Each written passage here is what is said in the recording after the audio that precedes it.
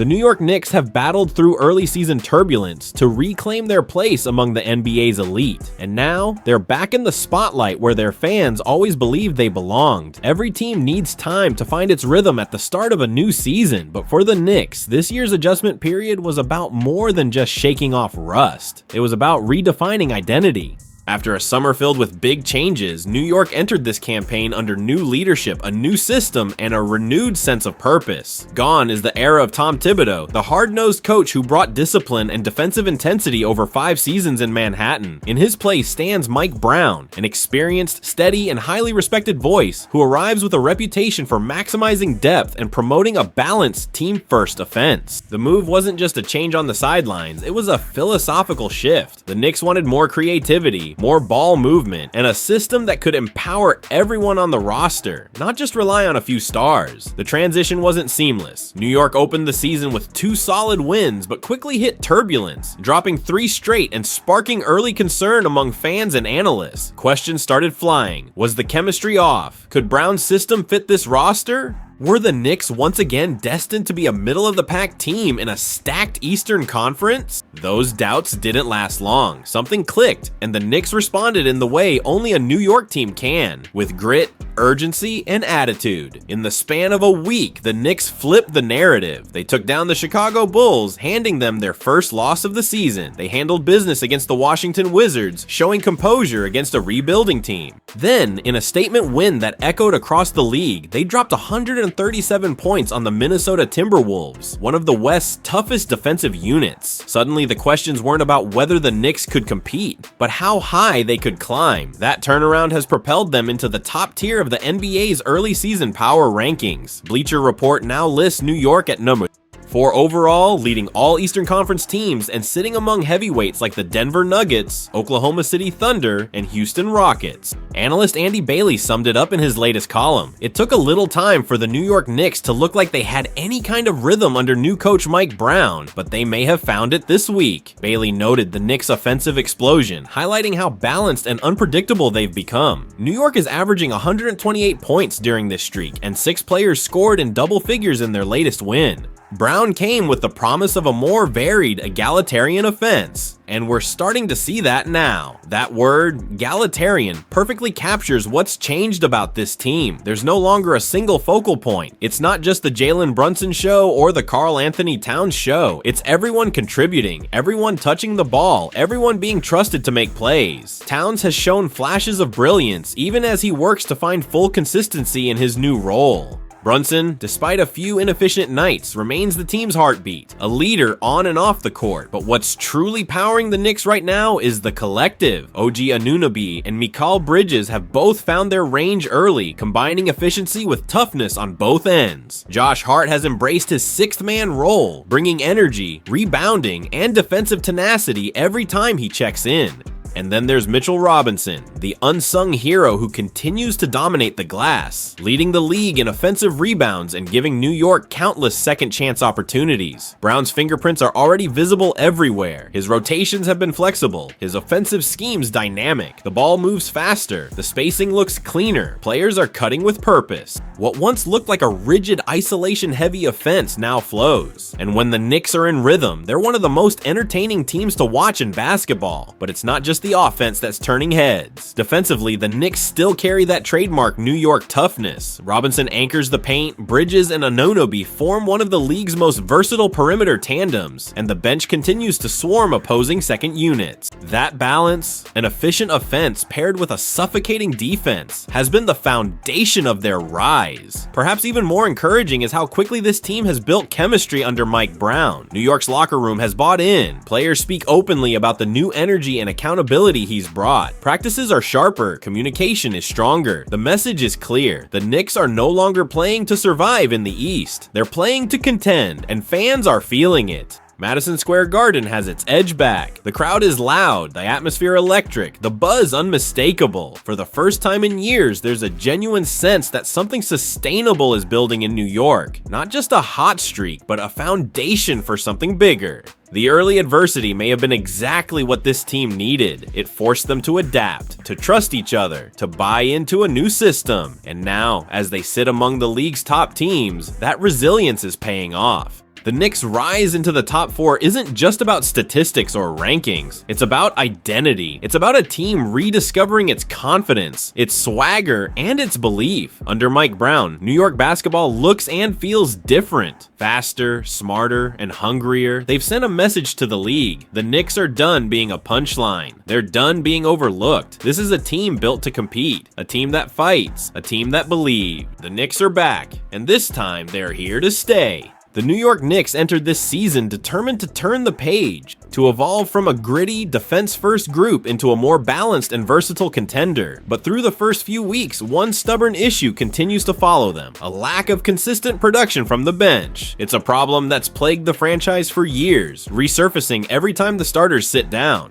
For all the talk about a new era under head coach Mike Brown, the early signs suggest that New York still hasn't solved the one thing that separates good teams from great ones: dependable depth. When the Knicks were eliminated from last year's playoffs, it became painfully clear that the core players were exhausted. Jalen Brunson, RJ Barrett, and others had carried too much of the burden. By the end, the energy was gone, and so was the spark that had defined their midseason surge. The front office knew that had to change. This offseason, the Knicks set out to fix their biggest flaw, adding veterans who could contribute off the bench and hiring Mike Brown, a coach known for trusting his rotations and giving more players meaningful minutes. The expectation was clear. The Knicks were finally going to have a second unit capable of holding its own, but reality has been slower to catch up with the plan. According to Grant Hughes of Bleacher Report, the team's depth is still a major question mark. Jordan Clarkson's 6th Man of the Year days feel like they're decades in the past. Guerschon Yabusele hasn't provided consistent scoring off the bench. Mitchell Robinson needed over a week off before debuting, and Malcolm Brogdon decided to hang it up before opening night, Hughes wrote.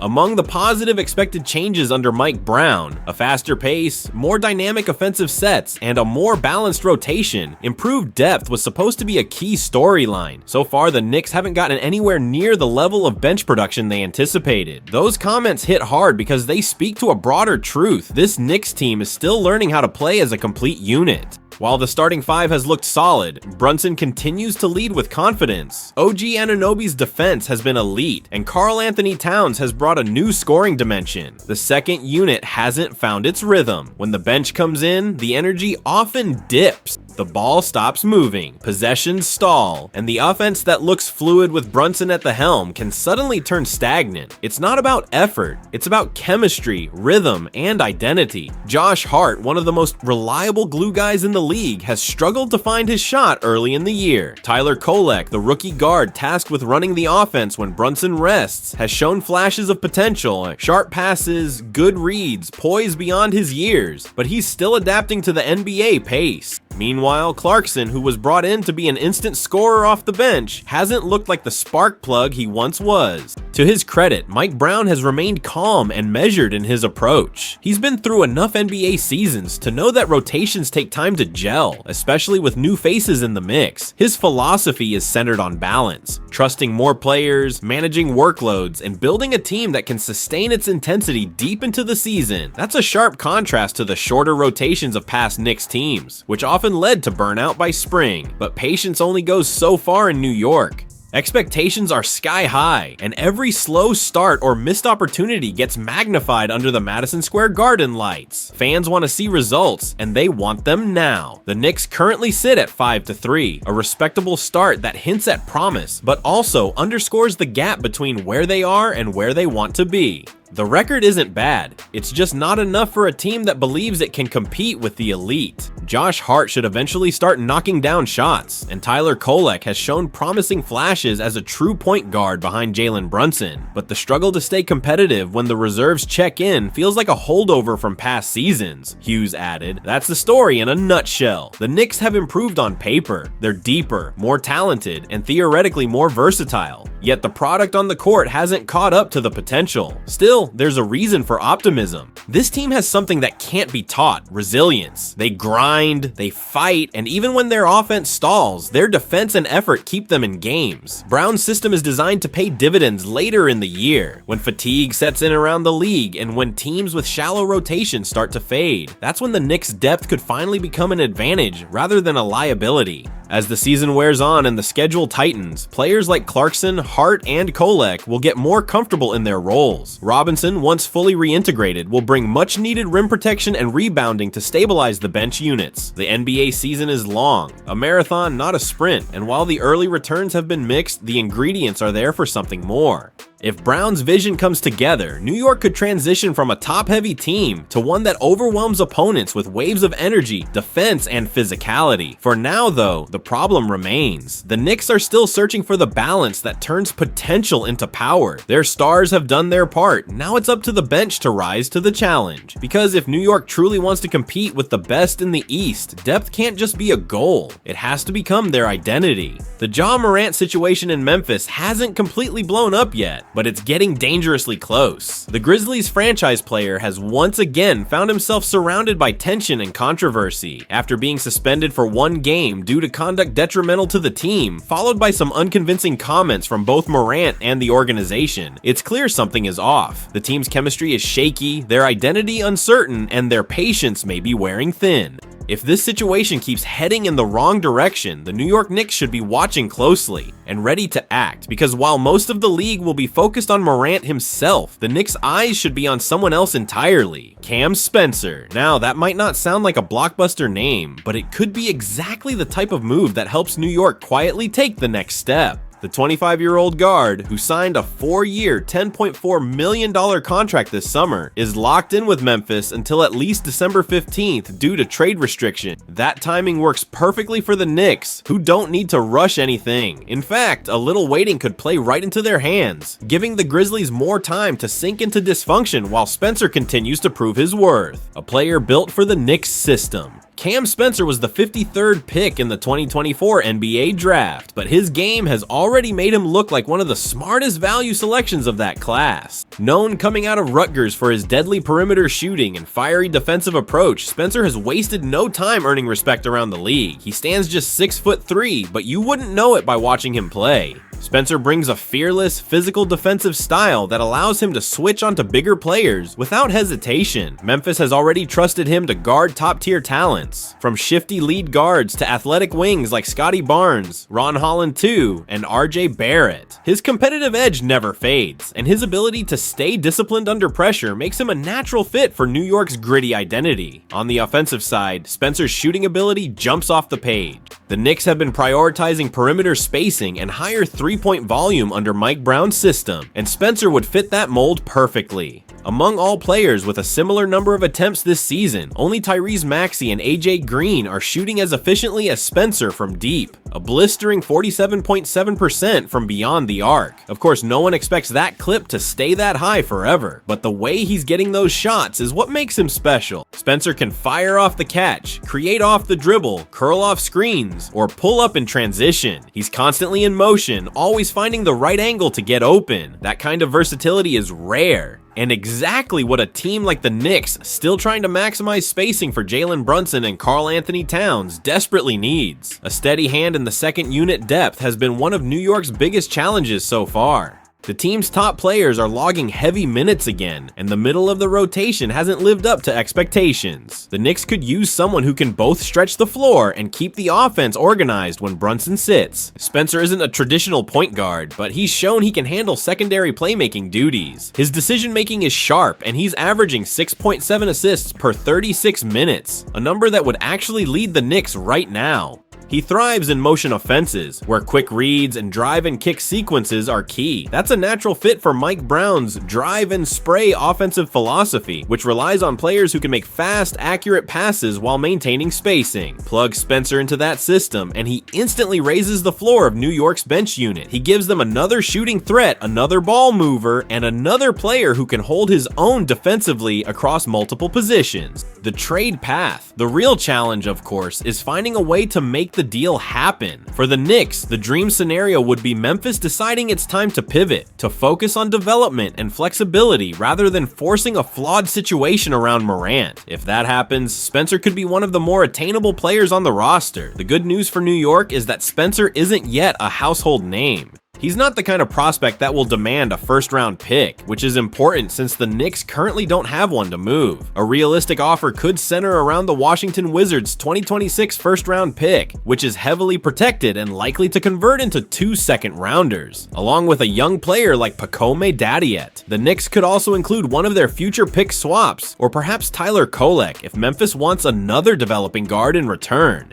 It wouldn't be a flashy deal, but it would be smart. Why it makes sense for the Knicks: this type of acquisition is about more than just on-court production. It's about sustainability. As New York's core gets more expensive, finding affordable contributors becomes essential. Spencer's contract is gold in that regard. He's locked in through the 2028-29 season and will never make more than 1.7% of the salary cap. For a player who can provide elite shooting, defensive toughness, and secondary playmaking, that's the kind of value front offices dream about. Fans might question investing real assets in a player with limited NBA experience, but sometimes success comes from identifying the right role players before the rest of the league catches on. Cam Spencer fits that mold perfectly. Underappreciated, versatile, and built for a team that thrives on effort and execution. So while the NBA world keeps its focus on the latest chapter in Ja Morant's turbulent journey, the Knicks should be quietly plotting a different kind of move, one that doesn't grab headlines, but could pay off in the long run. Let everyone else chase the chaos. The Knicks should target the calm and the consistency that comes with a player like Cam Spencer.